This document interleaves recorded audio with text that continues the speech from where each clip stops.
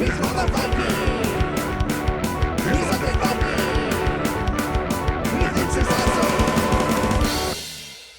everyone, this is Undead Viking. I'm here to talk to you about the game called Walking Dead No Sanctuary from Cryptozoic by the Sadler brothers, the guys who designed Descent 2.0 or whatever, a game that I really enjoy, and my daughter and I have had a lot of fun playing. And so when I was contacted about checking out this game, I had my reservations at first, and for the reason is that while I got into the Walking Dead comic book years and years ago, before there was ever really a show, I watched like 3 episodes of the show and I got kind of bored of it. And from what I've been told, I'm an idiot for getting bored of it because the show is amazing. But whatever, it didn't grab me or whatever. I continued to read the comic book, and so when I was contacted by Cryptozoic and actually the Sadler brothers as well, they asked me if I'd be interested in taking a look at this prototype, the beginnings of the game or whatever, because as I said, this is a Kickstarter that's going on right now. I was very interested in doing so because I like the idea of it, and I was hoping that maybe you would grab some of that like tension and that feeling of emotion that I get out of reading the comic book by Kirkman, which I very much enjoyed. And I do have several friends in my gaming group that just watch the show avidly and absolutely love it. So there's that going on as well, and I knew they'd want to give it a try. So they sent me this prototype that I have. It's a pretty high level prototype, but still a prototype. And we dove in. And this game is a very tough cooperative game, which I really enjoy. And this is like, and we only got like the beginning scenario, and so we kind of dove in, and man, it was like we got our butts kicked, and then we kind of like went over the rules a bit. And we had gotten a couple of rules wrong. And so we kind of went back in and we played it again. We got our butts kicked again. And so it took a little while to kind of leverage the game and try to figure out exactly what's going on and what we're supposed to. And we eventually did defeat the first scenario on our 3rd try. But man, I'm kind of chomping on the bit to try out the other scenarios, and I'm really excited about what the game is going to look like once it's published. But regardless, I'm kind of getting into my conclusion here, which I shouldn't have. But let me show you how the game is played. There's some little hinkiness to it, and it's one of those games you need to kind of play a round or two, and then you kind of grasp it, and then you got it rolling. But let me show you how the game is played, and then we'll come back here and I'll give you my final thoughts. All right, awesome.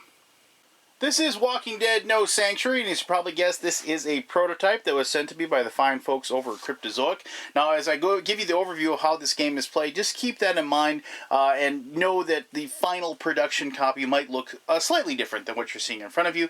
And you can go ahead and check out the Kickstarter page and check out the page on Board Game Geek and Cryptozoic itself, and you can probably see a lot of instances and examples of that final production value. So, this is a scenario-driven game. I was sent one scenario for this prototype, and that is the Scavenging Run. And the Scavenging Run is pretty basic.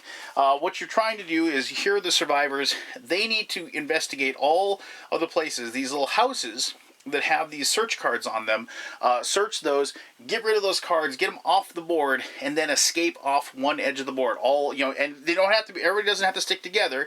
You could have 2 people here, and one person here, and one person here. As long as they're at the edge of the board, all at the same time, then you would win this scenario. Now, you lose a scenario by having one of your survivors defeated, meaning the zombies got them. And this isn't a situation where, like if Rick Grimes got defeated, the rest of the party would soldier on and still manage to win. No, if any of your survivors are defeated, then you lose. If the morale, which is kept track on the scenario card over here, ever reaches 0, then you will also lose, because you're just all so sad, if you will, or you just lost the will to fight on. Your morale reaches 0. Or at the beginning of each turn, the leader draws 2 event cards, and I'll explain that in just a little bit. But if there's ever a time when they were drawing event cards and there's none to draw, then you would lose as well. So you are timed pretty well. And actually, there's a lot of things about this game basically that kind of push you and make you worried that you're not going to have enough time to get everything done. Not just the zombies closing in on you either, but each player has a deck of cards, a survivor cards, if you will, and there's only 15 cards in that deck. And if you ever have a situation where you have no cards in your hand and you've already played all the cards in your deck, you are done. And you don't really have like hit points per se in this game, but you do, like, if you were you're forced to discard cards a lot, and you discard them out of your hand, and if you don't have any in your hand, you discard the top card from the top of your deck. And so since you only got 15, you can kind of see that not only do you have to use a card every turn, so you're kind of like using up your hit points, if you will, but you also are, putting those, your hit points are always at risk because of things that can happen. Like if you're in a spot with zombies, the zombies force you to discard cards. So, there's ways, and so that's them attacking you and beating you down. You don't really have like a hit point tracker or anything like that. So just, keep that in mind. Now, the biggest thing is you probably, as I said, I've not watched a lot of the show. I watched a little bit of the first season, and then I really haven't kept up with it.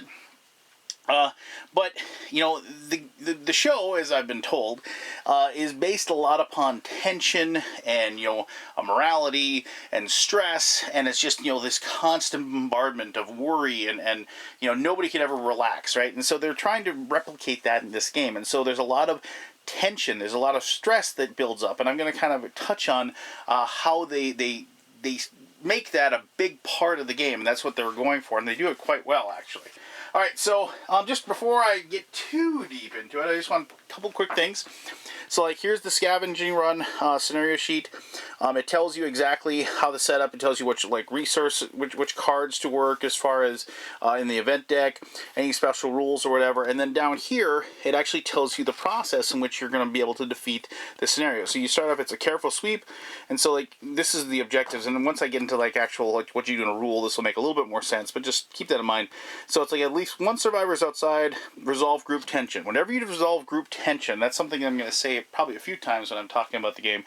What happens there is that each person, you get these tokens. These are called trust tokens, and those are good.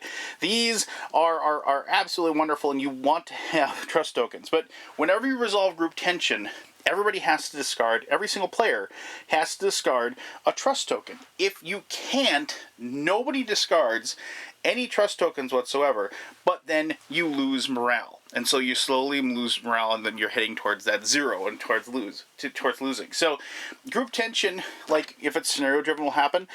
Sometimes like you'll be forced to discard things that you have. That'll cause group tension as well. And there's other things, just because of the overall stress and part of the scenario and part of the cards you draw and things like that cause group tension to occur. And like I said, I'll probably mention that a few times. But just keep in mind, group tension is exactly that. Everybody needs to discard a trust token. But if they don't have one, nobody discards any trust token. So, and then you lower the morale. So, careful sweep. If at least one survivor is outside, resolve group tension. If all survivors are in a building with at least one barricade, you advance the objective. And so the whole purpose is this. Obviously, the first turn, you want to get everybody to a building. And then you want somebody to build a barricade while they're in that building.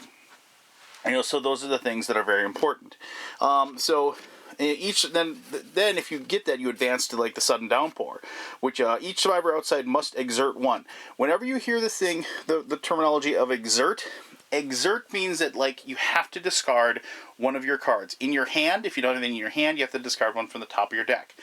Your hit points, basically. And if at least two buildings have no search cards, you advance the objective. And so then you get to go to another objective. So you've maybe searched that building and you've searched that building, so to speak. Now, each survivor suffers one stress. So stress is just a token that you go ahead and you put, and like they look like this, and the other side looks like that. But you take a stress token and you put it on these locations here. You can heal stress. You can take actions like resting and things like that that'll actually relieve your stress. But the big thing about stress is that when you're rolling dice, you have to roll a black die. And black die, they have different functions, but obviously they aren't going to have any successes on them, and they have bad things that you can roll as well. And really the only good thing about the black die is there's one side that has nothing on it. So basically, I rolled a die and I didn't have something bad. That you can't get a good result from a stress die. But so just, for every stress you have located on when it comes time to roll the dice, you have to add a stress die to your roll. So that's when you get to this stage, when you do your objective part of your turn, each survivor suffers no stress. If each survivor is in an area on the edge of a map and no search cards remain on the map, advance the objective. And then the final objective is victory. So you know the progress that you have to do in order to defeat that particular scenario, and that's your goal. That's what you're going to be trying to do. Now, I mentioned, that first one says you have to have a barricade. So, and barricades, obviously, they not only are there, in this particular one, service the function as moving on the objective, but barricades make it tougher for zombies to get into buildings to attack you and eat you and what have you. So, you do have some resources in the game. You have materials, you have ammo, and you have food. These go, food, heals you up, reduces stress. Materials are used to create barricades, and ammo allows you to shoot zombies from a distance. Normally, if you're fighting zombies hand to hand without weapons, all you can do is knock them down, and then if they're knocked down, you can remove them from the board.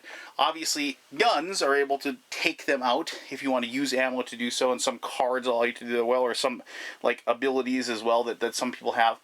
But as you know, the gunshots or whatever, they alert zombies to you, so it raises your threat level. Now, I should mention just quickly, so the threat level here will increase as the game progresses, and it can go down, but, that happens, it can go down, but for the most part, it increases, it goes up.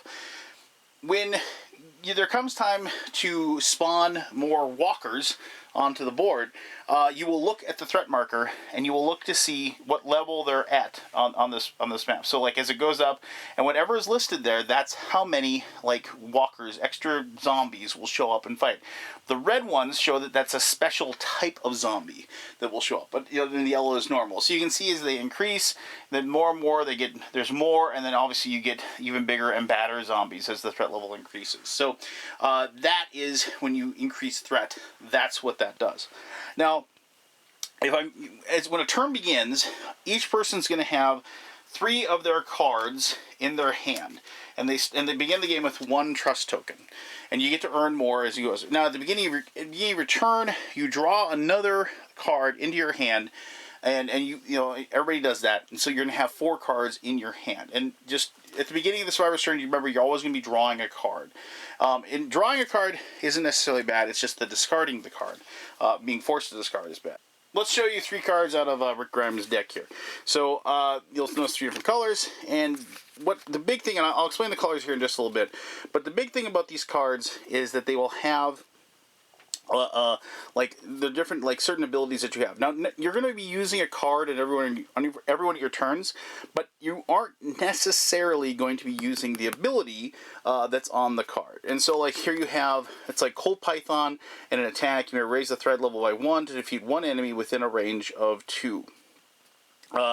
And then you can see that's the action or whatever, and then that would just automatically happen. You're saying I'm going to use the ability that's on this card, you raise the threat level by 2, and you defeat 1 enemy. Now, it says 1 enemy because, mind you, it doesn't necessarily going to be just zombies that you fight. You will be fighting when the game has the other scenarios, you may have other survivors that you have to fight because, they want to kill you for whatever reason.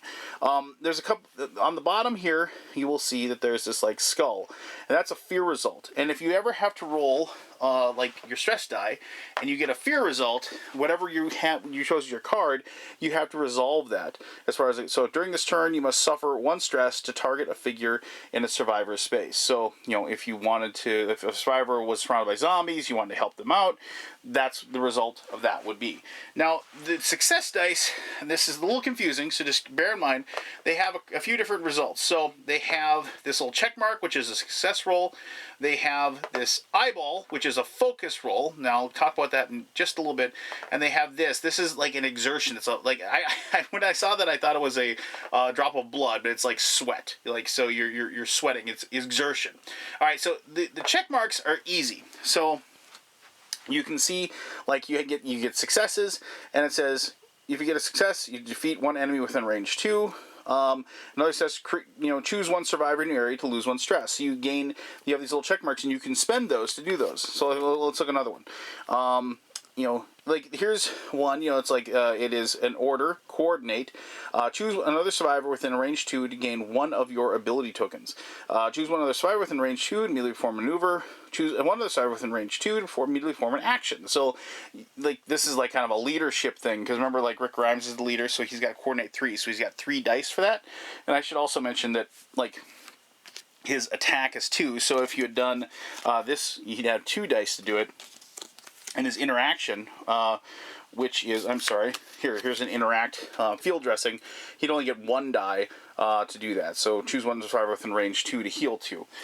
So, they have, like, as far as, like, every one of the survivors is going to have things that they're good and bad at. Just quickly, looking at the other ones. So, like, here's Glenn. He's really good at interaction, not so great at attacking.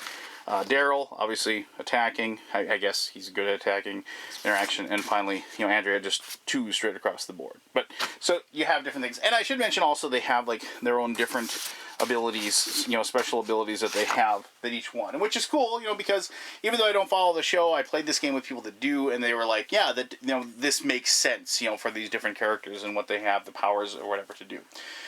So, that's how these cards work when you play them, if you choose to use this ability. But it's also, like, depending upon your positive results when you get those, how you can spend them. All right, so now this is kind of the tricky part. So this exertion, what it is. So backing up a little bit, on the leader's turn, what they're going to do is they're going to draw 2 event cards. And they're going to look at these event cards. And here I got 2 yellow ones. So this isn't actually... Here, let me draw a different color here. So I can... Okay, here. I'm going to cheat a little bit. So I have yellow and green. Now, one of the tenets of this thing is that you can hint... You can't... These cards that you have in your hand aren't public knowledge. Other people don't know what you have, but you can hint or you can suggest what you have the possibility of being able to help with, but you can't flat out say, what color of what cards you're going to do. And so what happens is that the leader has to pick one of these cards to keep, meaning that is the event card that you're going to have to try to resolve this particular round of the game, and then they're going to have to pick one to discard. Now, whichever one they discard, you have to do the discard action. So if you pick this one to discard, each survivor would have to discard a food or suffer a stress. And this one would be each survivor must either discard 1 material from the group sheet or exert 1. So they'd have to get rid of a card. So you have to pick which one you think is like not going to hurt you the most. But also, you have the worry about the keep roll. So during their activation, a survivor in a building with search cards may discard 1 focus to heal 1. That's actually pretty good. Or during his activation, a survivor in a building may exert 1 to gain 1 trust and 1 material. So also pretty good. But here's the deal. Somebody has to do these abilities. Because if they don't, if you get to the end, and basically when you do them, so let's just say we did this. That's what we decided we would do. If nobody chooses to do that as an action and put their token on there, the leader suffers. The leader suffers from them not following through with basically what they've chosen to happen on that particular turn.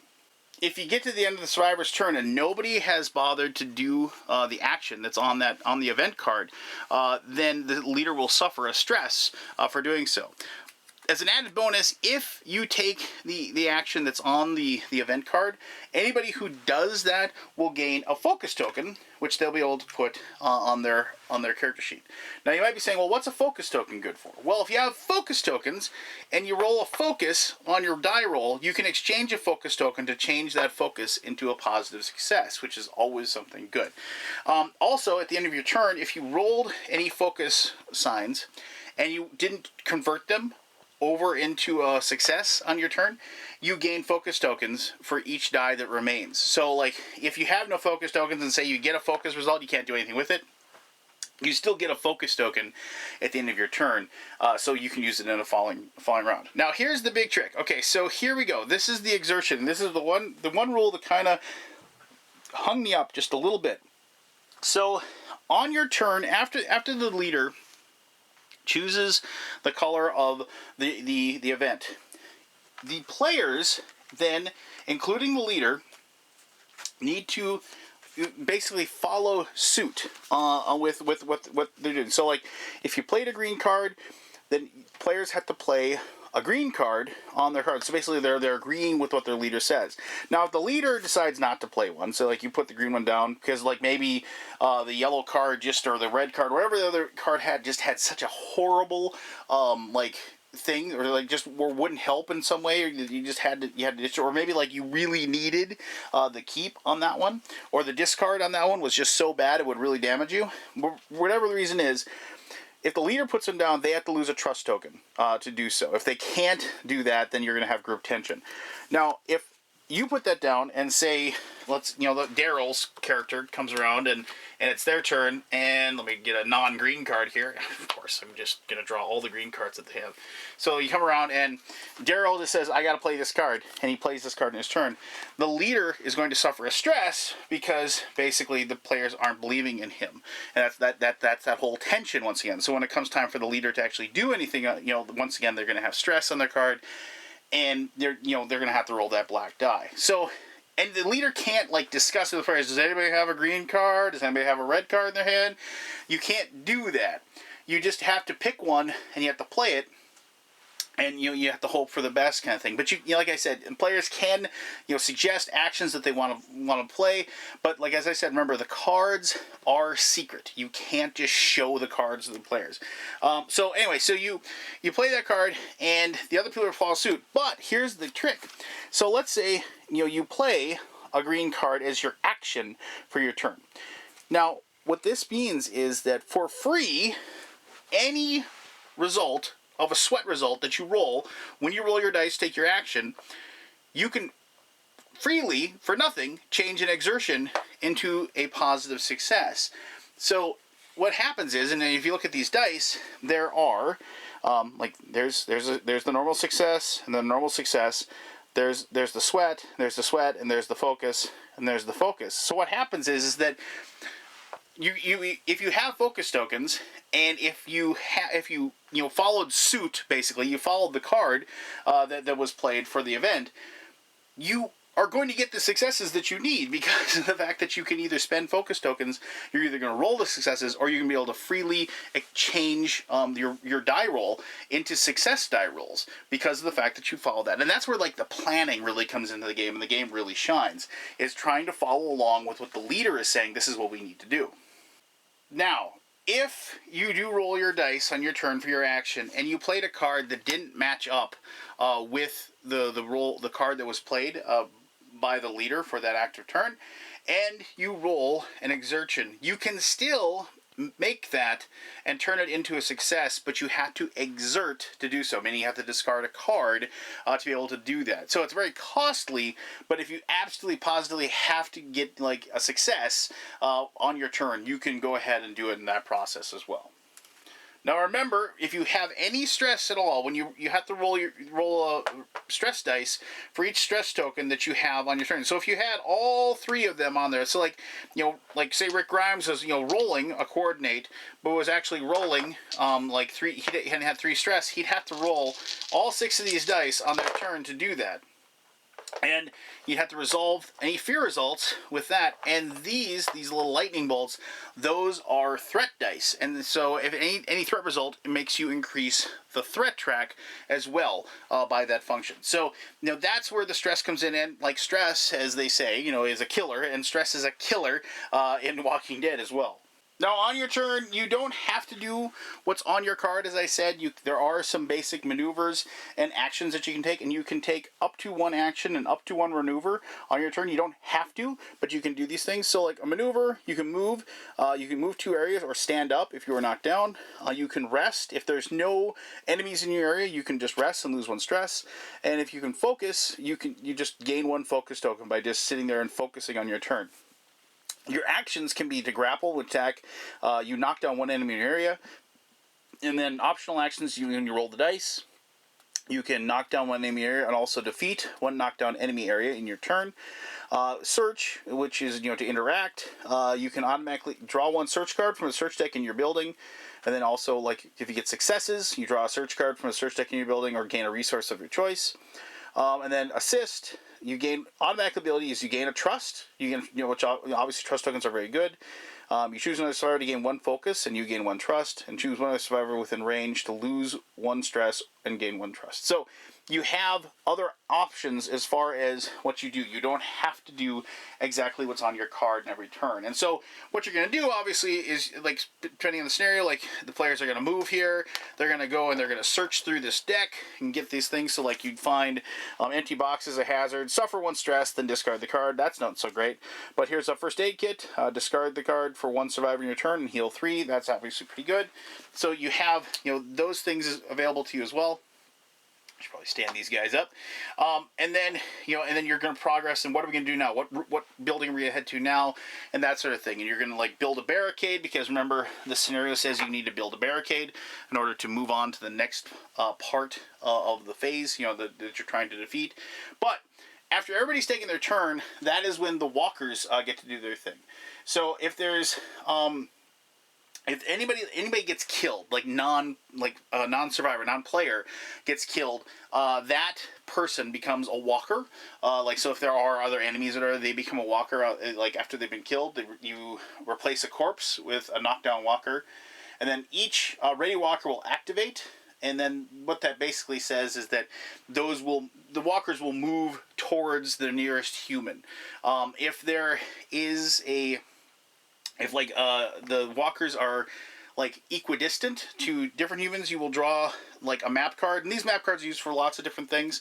But basically, a map card will tell you which direction that you will head. The walker will head. They'll head in that direction towards if you have a walker and there's a human on either side of it, and you're trying to determine which way it'll go. You draw a map card to determine that.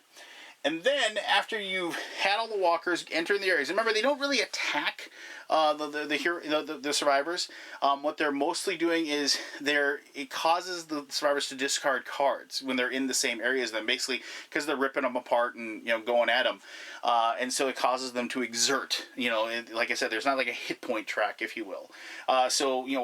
Zombies are bad, still, but like this isn't per se like an actual real like combat game where you're rolling buckets of dice and like trying to kill off zombies. It's just they're causing you to deplete your cards, which of course are your lifeblood. But then after all is done, you are going to go ahead and place new walkers on the map. To place new walkers, what you'll do is, depending upon where you are in the threat, you will then take walkers from the pool that's left over, and then you will place them on the board. To place them on, you will use these map cards, and they will tell you exactly, looking at the board, like you can actually see, because the board is made up of grids, and same thing, you will see exactly where those walkers will go and place them in those locations, depending upon where the cards will tell you to put it. So sometimes, the zombies will just appear in the worst possible area, and sometimes they will appear, far enough away where you can like plan for them. Walkers only move 1 space, so special walkers might move faster. But normally walkers will only move 1 space, so you can plan for them fairly well, but inevitably, since they're always closing in on you, you're going to have to fight through them eventually. Unless you're really good at taking these guys out, you're going to be told to put walkers on the board, and you're not going to have any left. If that's the case, you will immediately have to resolve group tension. Remember that, everybody has to get rid of a trust token, or lose morale. And that is and that's going to happen fairly commonly. So that kind of inspires you also to go out and head out and find and kill off zombies. So it seems kind of backwards, but you have to kill off a zombie just so you can get zombies available to come back on the board when the threat level dictates that they should show up. The one good thing about when you don't have walkers available, what happens then is that you resolve group tension, and hopefully you have trust tokens to get rid of, and then you move the threat level marker back towards the 0. And as long as you have trust tokens to discard, that will happen. But remember, if you don't, then you're going to lose morale. So here's basically what happens. It's kind of like a domino effect. If your threat level is really high and you don't have any zombies left, what's going to happen is that you're going to have to resolve the threat over and over and over again to get it to go back towards the 0. And each time your players don't have trust tokens, everybody has one, you're going to keep losing morale and it's go spiraling down. And if you have enough, if your threat level's high enough, where you're going to be placing, 2 or even 3, heaven help you, zombies all the way up. Look at how far you have to go, even if it's just one zombie that you don't have available that you have to place. You're going to have to resolve group tension over and over again, and you're going to lose several steps of morale. So it is in your best interest to defeat zombies and defeat them quickly and efficiently. And that's what the co-op game is about. You go and search that building. I'm going to go kill these zombies. It's things like that where you all have to be working. You can't all be working on the exact same thing. You have to be trying to go off and do what your character does best, and try to maintain that good equilibrium.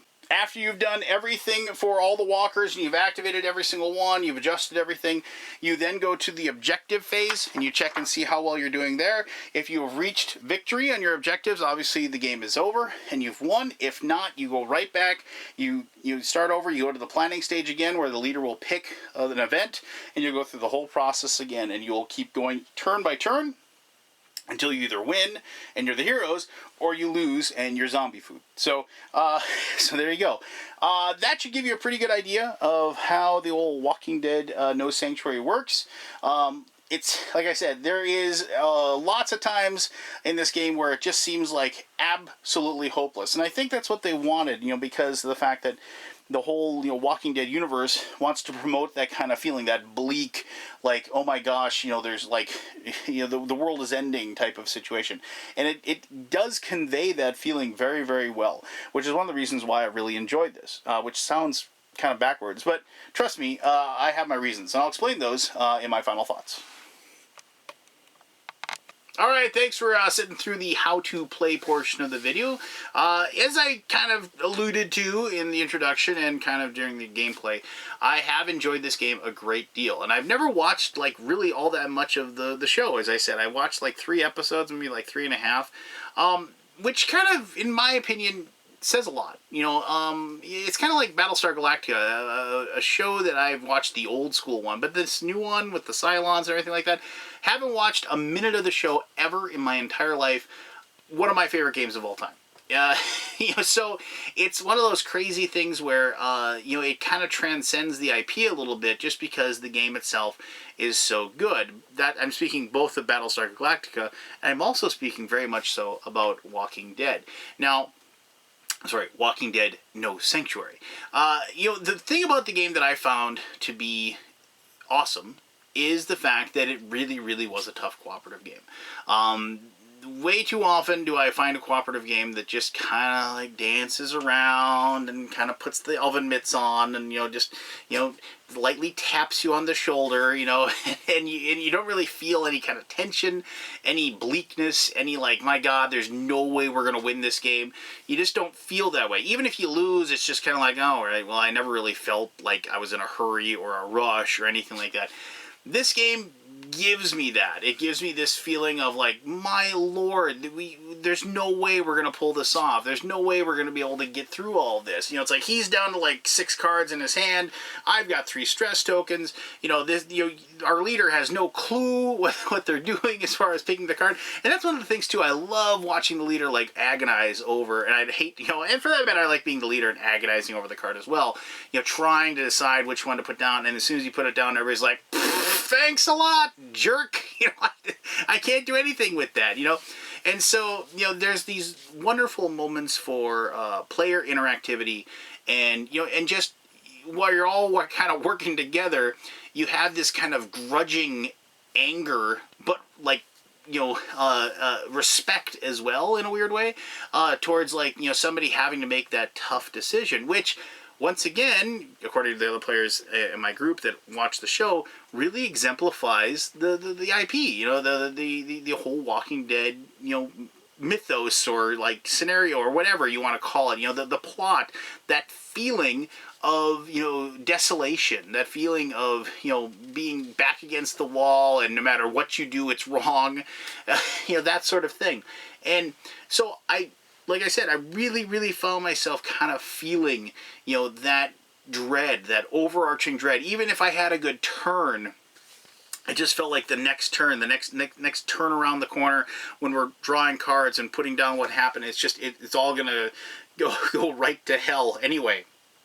And it's one of those things that I really enjoyed about the game, because not only did it follow my 3 rules of co-ops, kick my butt the first time I play, I should only win about 1 out of every 4 times, and no one player should be like the general, saying you go here, you go here, you go here, and we'll do this. There is a leader in this thing, but it's like you don't really feel like one person's telling everybody else what they have to do. You know, it's everybody, it feels like you're really working together as a cohesive unit, you know, because you realize it's like, you know, one person drops, you lose. So it's like, it's almost cinematic in a way when you're seeing it. It's like, you know, you realize that one person's getting kind of pinchered by the walkers. You got to race over there and, you know, gun down the zombies and to you know, basically get them out of there so they aren't forced to discard a bunch of cards. And that's also the other thing as well. It's like you kind of see the game playing out in your head, you know, and like the kind of cinematic version of it. And more than once I found people like acting out the things that were going on, you know, they're knocking down the zombies and picking somebody up and putting them on their shoulder, you know, stuff like that. And you know, that's when everybody's into it. You know, you're not thinking mechanisms. You're not thinking, oh my gosh, I'm going to have to discard 3 cards next turn. You're thinking, oh my gosh, you know, the zombies have got him. We got to get over there, you know. And I like it when the game breaks that wall, breaks that mechanism wall, and, you know, gets you into the flow, gets you into the blood, the gristle, the meat of the game. And so for all those reasons, I really enjoyed playing Walking Dead No Sanctuary. So if you are a fan of the show or a fan of the comic, I think you'd be very interested in checking this out. And if you're just a fan of co-ops in general and you don't mind a zombie theme, I think you're going to want to take a look at it too. So there you go. If you have any questions about it, ask away. I'll answer those to the best of my ability. As always, thank you very much for taking the time to watch this video. And until next time, I'm the Undead Viking, and I want you, yes you, out there, to have yourself one heck of an awesome day. Alright, bye-bye.